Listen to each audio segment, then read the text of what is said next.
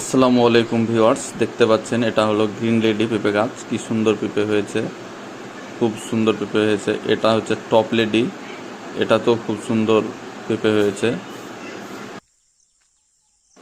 এত সুন্দর পেঁপে চাষ করতে অবশ্যই আপনাদেরকে অর্গানিক কিছু জিনিস দিতে হবে, যেমন নিম পাতার রস, এটা দেবেন। আর আপনারা দিতে পারেন জিপসাম, অথবা বন মেল বলে একটা হাড়ের গুঁড়ো পাওয়া যায়, ওটা দিতে পারেন। এছাড়াও টাটা কোম্পানি টাটা ধ্রুব গোল্ড বলে একটা রাসায়নিক সার পাওয়া যাচ্ছে, সেটা দিবেন। সেটা অনেক প্রচুর পরিমাণে কাজ, গাছে ফলন বৃদ্ধিতে সাহায্য করে। তাছাড়া বন মিল আপনারা দিবেন গাছের গোড়াতে।